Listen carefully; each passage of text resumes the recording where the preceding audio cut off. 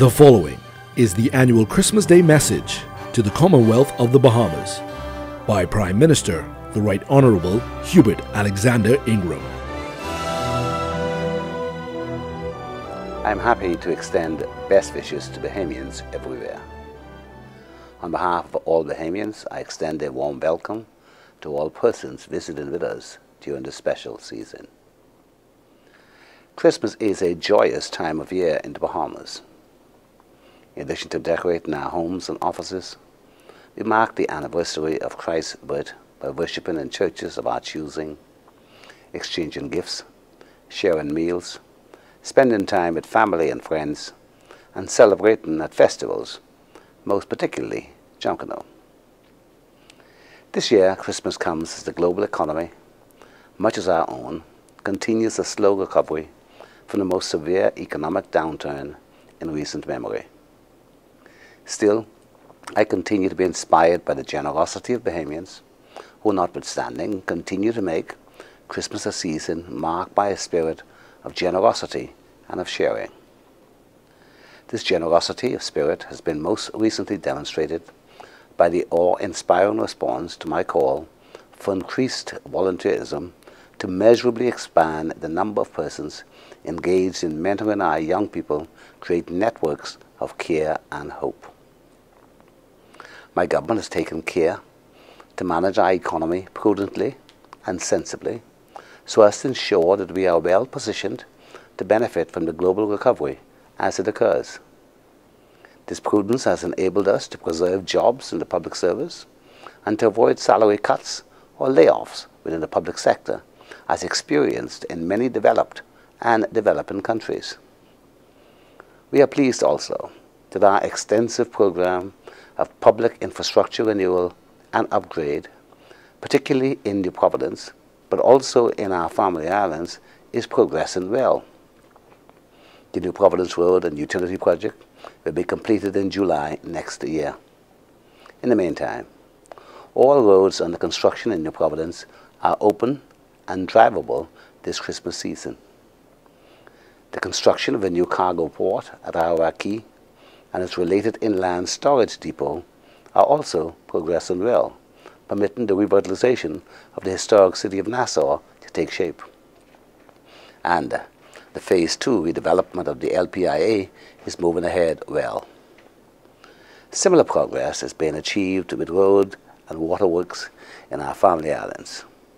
In Abaco and Grand Bahama, construction of new public sector office complexes are completed, and construction of a new Marsh Harbour International Airport terminal is progressing well. The new accident and emergency and new operating theatres at Duran Memorial Hospital in Freeport will be commissioned in January, and the Child and Adolescent Unit at the Sandilands Rehabilitative Hospital will be completed and commissioned early in the new year. Bahamas' redevelopment of its Cable Beach Resort properties commenced in earnest this year. The construction of a new deviated portion of West Bay Street and of a new commercial village provided employment opportunities for 5 large Bahamian construction companies and for scores of Bahamian subcontractors. In Grand Bahama, the expansion projects at Borco and at Statoil are moving forward. All these projects have been important stimuli for job creation in the all-important construction sector, creating employment and economic security for many Bahamians, breadwinners and their families. This has strengthened economic activity, putting us in a stronger position to compete when economic recovery comes. This year, we launched a National Jobs and Retraining Program to better equip unemployed persons to find new employment or in becoming productively self-employed. This National Jobs Training Program, continued government infrastructure and other development projects, and new and additional private sector investments will combine to make 2012 economically better for growing numbers of our people. We continue to be troubled by the persistence of violent crime, which mars the lives of too many of our people, especially in New Providence. We are especially concerned with the number of young people who become ensnared by criminal activity.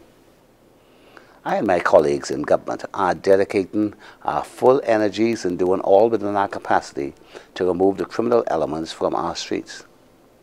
In this vein, we've significantly strengthened our anti-crime legislation, modernizing our laws to meet the challenges of modern sophisticated crime, ensuring that vacancies on the court bench are filled and that the Office of the Director of Public Prosecutions is adequately staffed.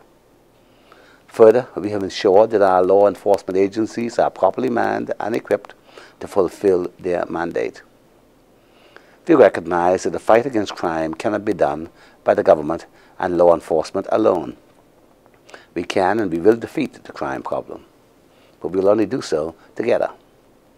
That is why we continue to call for the full support of the good and law-abiding majority of our people.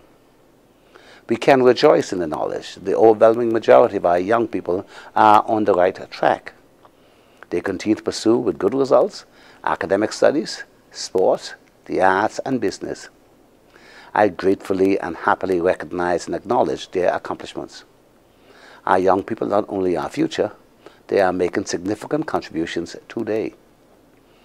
This year we did not escape nature's wrath as Hurricane Irene cut a path through our archipelago, most seriously impacting parts of Cat Island, Eleuthera and Acklins, but also scattered communities around others of our islands, including our capital city. The preparedness of our communities and the rapid response of first responders help ensure that there was no loss of life or serious injury, for which we are grateful. Regrettably, many families suffered serious damage to their homes and businesses, and public infrastructure again was adversely impacted. The government has sought to lessen the burden of those losses upon residents with customs duty waivers for all hurricane restoration works. Additionally, hundreds of homes have been repaired and restored through the assistance of the National Emergency Management Agency, NEMA. Notwithstanding the past difficult year, we have reason to give thanks and to look to the future with hope. In so many respects, the Bahamas has been fortunate when compared to some communities in both developed and developing countries. We are pleased and grateful for the thousands of our citizens who have long given of their time and talents to improve the social fabric and well-being of our nation. Working in youth groups, social clubs, service clubs, charitable organizations and churches, they bring comfort and joy to the aged and the infirmed, help to the needy and guidance, mentoring and inspiration to the youth. For them, we are ever grateful. We appreciate also the thousands of public servants who do their best in their various areas of responsibility to advance the business of the country, who teach our children, who work tirelessly to protect our health and safety, and who guard our borders and territorial integrity, as well as our lives and our properties. As is required of them, many will be on duty again this year during the holiday season, so the rest of us can enjoy the celebrations in safety. To them, we owe a debt of gratitude. In closing, I leave with you a selection of Christmas gift suggestions compiled by Oren Arnold. To an enemy, forgiveness. To an opponent, tolerance. To a friend, your heart. To a customer, service. To all, charity. To every child, a good example. To yourself, respect. My wife Dolores, my family and my colleagues in government join me in wishing each and every one of you and the visitors within our land a blessed Christmas and a happy and safe holiday season. Thank you.